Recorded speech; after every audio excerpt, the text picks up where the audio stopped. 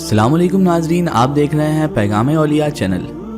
लाखों करोड़ों दुरूद व सलाम हुजूर पाक सल्लल्लाहु ताला अलैहि वसल्लम पर और उनके आले पाक पर। मोहतरम नाज़रीन कराम, ये वाक़या शेख अब्दुल कादिर जिलानी गौसे पाक रहमतुल्लाहि ताला अलैह खुद कुछ इस अंदाज में बयान करते हैं कि एक बार का जिक्र है।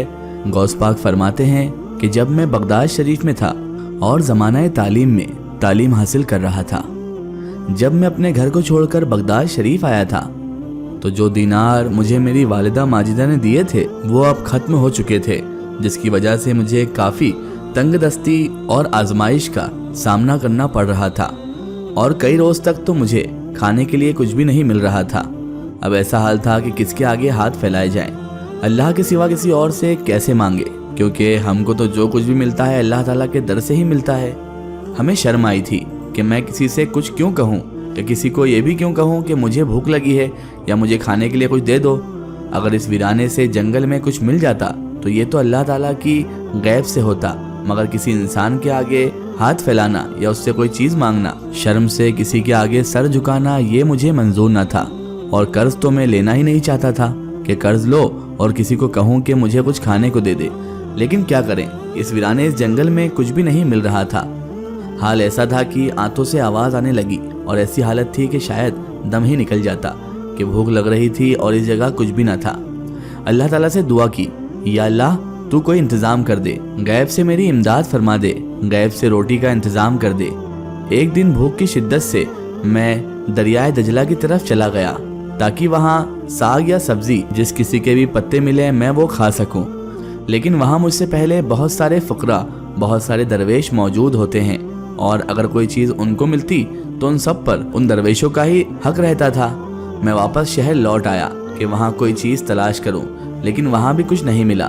बिलाखिर मैं भूख से निढाल होकर मस्जिद के कोने में बैठ गया और वहाँ बैठकर अल्लाह तबारक व ताला का जिक्र करता रहा। लेकिन शिद्दत भूख और प्यास से मेरा सर चकराने लगा और आंखों के आगे अंधेरा छाने लगा कि उठना मुश्किल हो गया। इतना ज़्यादा फाका मेरा बढ़ गया था कि जिस्म में जान भी नहीं बची थी। तभी अचानक गैब से एक आवाज़ आई, ऐ अब्दुल कादिर जिलानी, अब आप बर्दाश्त नहीं कर सकोगे, उठो और किसी से कर्ज लो और किसी से कर्ज लेकर अपने लिए रोटी ले लो। आपको ये बात मंजूर नहीं थी कि आप गौसे आजम रहमतुल्लाह अलैह किसी से कर्ज ले लें, लेकिन भूख की शिद्दत इतनी ज़्यादा गालिब हो चुकी थी, यानी कि इतनी ज़्यादा हो चुकी थी कि आपने मजबूर होकर अपने हमवतन अपने शहर की तरफ कदम बढ़ा दिए। शहर जाकर देखते हैं कि वहाँ पर दुकानें तो बहुत सी थी, लेकिन आपने एक नान भाई की तरफ, उसकी दुकान की तरफ कदम बढ़ा दिए। नान भाई उनको कहा जाता है जो कि नान यानी शिरमाल वगैरह बनाते हैं, जो आपने भी देखा होगा, जिसे डबल रोटी भी कहा जाता है। अब जब शेख अब्दुल कादिर जिलानी रहमतुल्लाह अलैह उस दुकान के करीब गए तो नजर आए वो बहुत गरम गरम नान बना रहा था, जो आपके सामने तंदूर से निकल रहे थे। अल्लाह वाले लज्जत के लिए और ज़ुबान के जायके के लिए नहीं खाते हैं, उनकी मजबूरी होती है कि वो अगर ना खाएं तो भूख से उनकी जान न चली जाए। इसी वजह से उन्होंने उससे रोटी को लेना मंजूर किया। और ये जो आवाज़ उन्हें आई थी कि कर्ज ले लो, ये भी गैब से आई थी, कोई नफ्स की ख्वाहिश नहीं थी। अब आप चलते हुए नान वाले के पास आए। उस नान वाले ने आज तक आपको नहीं देखा था, क्योंकि आपने उससे बल्कि किसी से भी रोटी नहीं ली थी आज तक। और उस नान वाले के दिल में अल्लाह तबारक व ताला ने उनके लिए ये बात डाल दी थी कि ये अल्लाह ताला के बरगुज़ीदा बंदे हैं और जवानी में ही अल्लाह ताला की तरफ रुजू कर चुके हैं, तालिबे इल्म हैं, इसलिए उनके लिए रोटी का इंतज़ाम किया जाए। उसके दिल में खुद बहुत आपकी इज्जत आ गई थी और ऐसा लगने लगा कि वो आपको पहचानता है, बहुत इज्जत करता है। आप फरमाने लगे कि वो मुझे कहने लगा, आप अब्दुल कादिर हैं? तो मैंने कहा, हाँ मैं ही अब्दुल कादिर हूँ, वही अब्दुल कादिर जो बगदाद शरीफ में इल्म हासिल करने आए हैं। आपने फरमाया, हाँ मैं वही हूँ। तो उस नान भाई ने यानी नान वाले ने कहा, क्या लेना चाहते हैं? तो गौस पाक ने फरमाया कि अगर मैं तुमसे रोज एक नान ले लूं तो क्या तुम मुझे नान दे दोगे? मुझे बहुत भूख है और भूख की शिद्दत की वजह से पड़ा नहीं जा रहा है। वो नान वाला कहने लगा, अरे आप कैसी बात करते हैं, ये जो कुछ भी है सब आपका ही तो है हुजूर, एक नान की आप क्या बात कर रहे हैं, आप तो पूरी दुकान ले लें, मुझे कोई एतराज नहीं होगा। सरकार गौस पाक ने फरमाया, नहीं नहीं, मुझे पूरी दुकान का क्या करना है, मुझे सिर्फ एक नान चाहिए और रोज़ाना मुझे 1 या 1.5 नान दे देना, और उसके बदले जब भी मेरे पास पैसे होंगे तो मैं तुम्हें कर्ज लौटा दूंगा, क्योंकि मैं अपने सर पर कोई भी कर्ज नहीं रखना चाहता।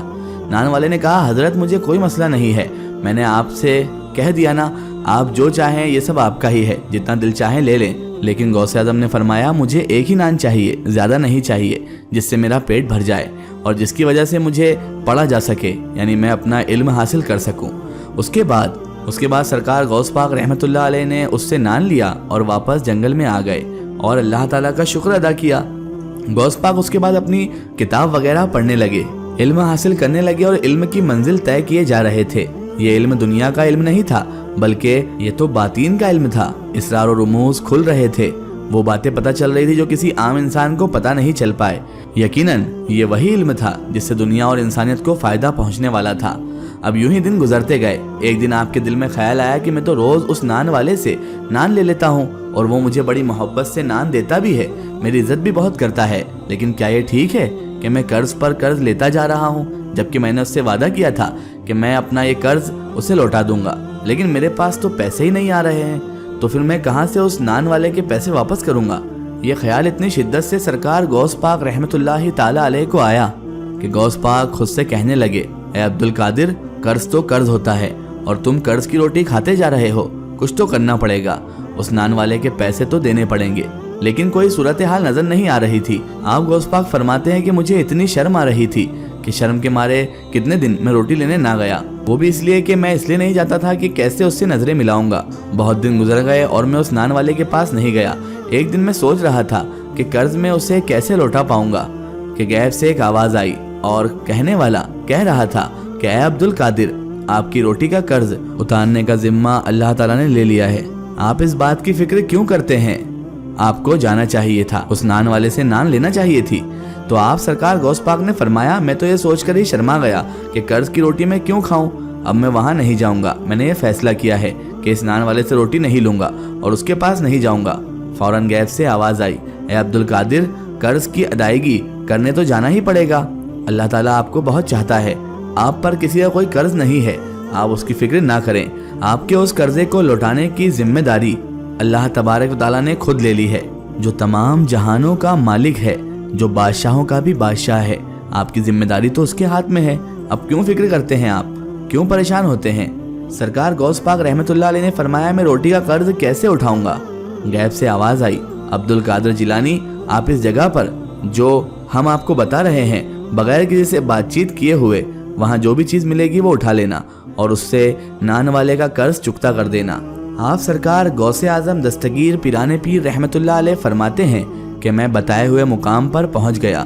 وہ جگہ آبادی سے اچھی خاصی دور تھی، وہاں ویرانہ ہی ویرانہ تھا، کسی انسان، چرند پرند، کسی بھی زیرو کا آنا جانا نہیں تھا۔ میں نے دیکھا دور ایک تھیلا چمک رہا ہے، اس تھیلے کے پاس میں چلا گیا، اس تھیلے کو اٹھایا اور اس تھیلے کو کھول کر دیکھا تو وہ تو ایک آٹے کا تھیلا تھا، اور کوئی معمولی آٹے کا تھیلا نہیں تھا، بلکہ لگ رہا تھا کہ تازہ آٹا پیس کر تھیلی میں بھرا گیا ہے۔ آپ سرکار غوث اعظم دستگیر پیران پیر رحمت اللہ علیہ فرماتے ہیں کہ اس آٹے کے تھیلے کو دیکھ کر میں دل ہی دل بہت زیادہ خوش ہوا اور میرے دل کو اطمینان آ گیا۔ میں نے آٹے کے اس وزنی تھیلے کو اٹھایا اور نان والے کے پاس آ گیا۔ اس نے کہا، حضور یہ آپ کے ہاتھ میں کس چیز کا تھیلا ہے؟ تو میں نے کہا، اے نان بھائی والے خود دیکھ لو۔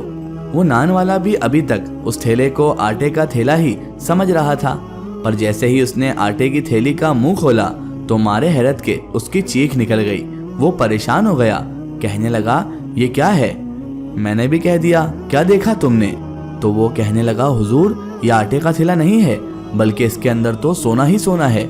اس نے کہا کہ حضرت اتنی جلدی کرنے کی کیا ضرورت تھی، اور اگر آپ نے دینا ہی تھا تو چند سکے ہی دے دیتے، آپ نے کوئی اتنی ساری نان یا روٹیاں تھوڑی نہ لے لی تھی، اتنی زیادہ روٹی نہیں تھی، کیا آپ نے اتنا بڑا تھیلا یہاں لا دیا؟ اور کچھ دن تو آپ میرے پاس آئے ہی نہیں تھے، میں آپ کا انتظار کر رہا تھا حضور، اور جب آپ آئے ہیں تو سونے سے بھرا ہوا تھیلا لے کر آئے ہیں۔ حضور قرض تو اتنا زیادہ نہیں تھا جتنا آپ نے مجھے لوٹا دیا ہے۔ آپ سرکار غوث پاک فرمانے لگے، یہ ہماری طرف سے نہیں ہے، یہ تمہیں اللہ تعالیٰ کی طرف سے ملا ہے، اس رب کریم جس نے ہمارا ذمہ لیا ہوا ہے، اللہ تعالیٰ نے ہی تمہارا یہ قرض لوٹا دیا ہے، اور پھر جس کا قرض اللہ تعالیٰ اتارے تو اس کے پاس تو پھر بے حد ہی رزق ہوگا۔ وہ نان والا آپ کا عقیدت مند بن گیا اور آپ کے حلقہ ارادت میں شامل بھی ہو گیا۔ سبحان اللہ۔ اگر یہ واقعہ آپ کو پسند آیا ہے تو کمنٹ میں یا گو ضرور لکھیں، آخر میں اللہ تعالیٰ سے دعا ہے کہ اللہ تعالیٰ رسول خدا صلی اللہ علیہ وآلہ وسلم کے صدقے میں، غوث پاک رحمۃ اللہ علیہ کے صدقے میں ہمیں صراط المستقیم کے راستے پر چلنے کی توفیق اور رفیق عطا فرمائے، آمین ثم آمین۔ ناظرین، آپ کو یہ ویڈیو کیسی لگی کمنٹ سیکشن میں ضرور بتائیں۔ ہمارے چینل کو سبسکرائب کرنا نہ بھولیں، اس ویڈیو کو زیادہ سے زیادہ شیئر کریں اور اسے تمام اولیاء کرام، تمام بزرگان دین کے چاہنے والوں تک ضرور پہنچائیں۔ فی الحال ہوتے ہیں آپ کے لیے ایک اور بہترین ویڈیو کے ساتھ، تب تک کے لیے خدا حافظ، السلام علیکم۔